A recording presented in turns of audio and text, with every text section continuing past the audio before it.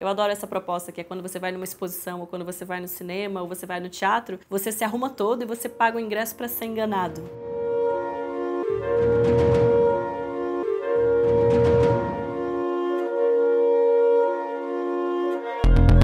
Monstros Incompreendidos é uma sala expositiva dentro de uma exposição maior do Tim Burton. No caso, o nome da exposição é A Beleza Sombria dos Monstros, que vai acontecer no Centro Cultural Banco do Brasil, de Brasília. Trata do universo do Tim Burton, especificamente de umas ilustrações de um livro que ele fez. E aí, no caso, o Rodrigo Gontijo e o Mal Jabbour são os artistas responsáveis por fazer 5 instalações. Num curto período de tempo, a gente conseguiu dar conta de muita coisa.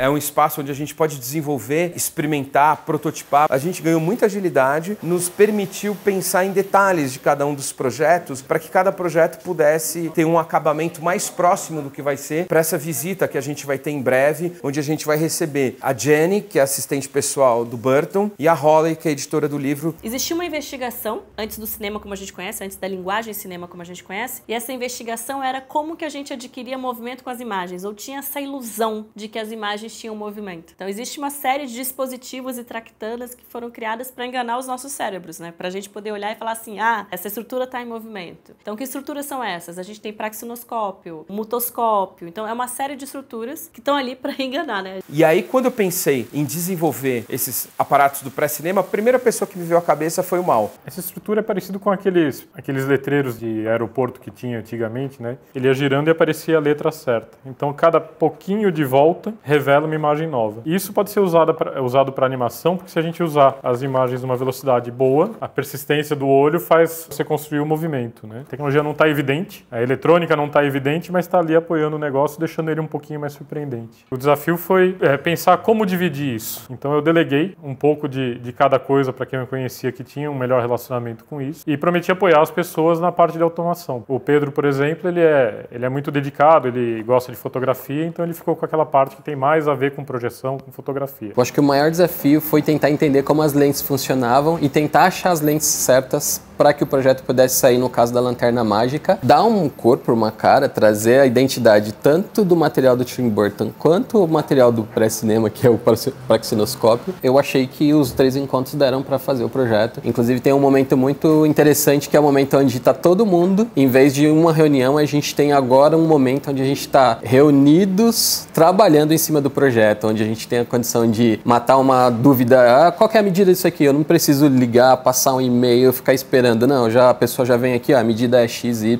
vamos nessa. O que a gente fez foi preparar a casa, já que a gente chegou com esses protótipos muito próximos do que vai ser a versão final das instalações. Então por que não preparar a casa como uma pequena exposição, uma pré-exposição? A gente criou aqui no Lilozone todo o clima, né, mais próximo possível para testar os protótipos de alta fidelidade pela jornada do público. Como é que o público entra, como que ele vê o teatro de sombras, ele vê o mecanismo. Aqui a gente brinca assim, esse é o render 3D, né? Quando você vê a peça na mão que você tá, adorei o seu render. O desafio pro Lilothink foi, vamos primeiro organizar, criar o contexto. O que a gente tem do Tim Burton que é referência? O que a gente tem de pré-cinema que é referência? Então eu entrei como um arquiteto de informação. Basicamente, na produção de qualquer evento, tem muitos pontos de informação, muitos detalhes, muitas especificações técnicas, muitas referências e muitas imagens durante a pré-produção, né? Durante essa montagem. Então a ideia foi registrar e documentar todo esse processo de pré-produção e colocar todos os arquivos em uma única plataforma. Bom, o Mi ele ainda está em desenvolvimento. Essa versão que a gente está utilizando está servindo como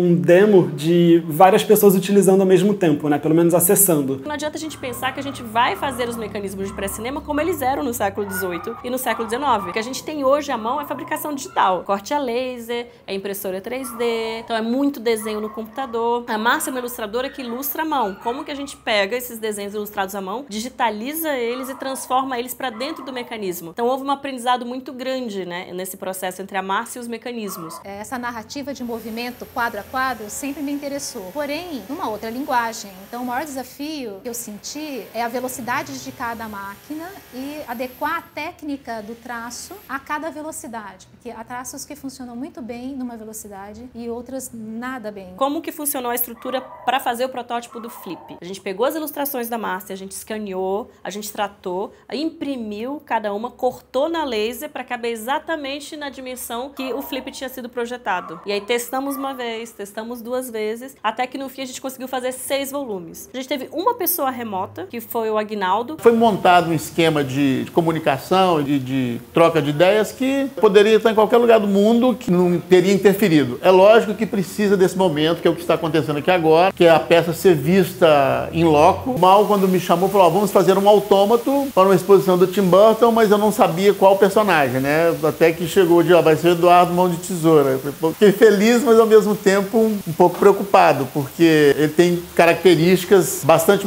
peculiares, né? Com a solução que eu criei, consegui dar um movimento para, não só o movimento de caminhar, mas os movimentos dos braços dele e da mão de tesoura, que eu acho que era fundamental para o personagem aparecer, né? O próprio espaço parece ser um stop motion, entende? Eu já entrei, primeiro fiquei numa sala, outra reunião é na outra sala. Então eu falei assim, nossa, eu tô quadro a quadro, e a cada semana essa cena se modificava. Os encontros eram pequenos sprints, era o momento em quais são as dúvidas, quais são os encaminhamentos. Então as pessoas tinham uma semana para fazer os trabalhos, e quando a gente se encontrava no sprint era para encaminhar coisas, para decidir coisas. Essa dinâmica, né, pessoas juntas no mesmo espaço funcionava muito bem.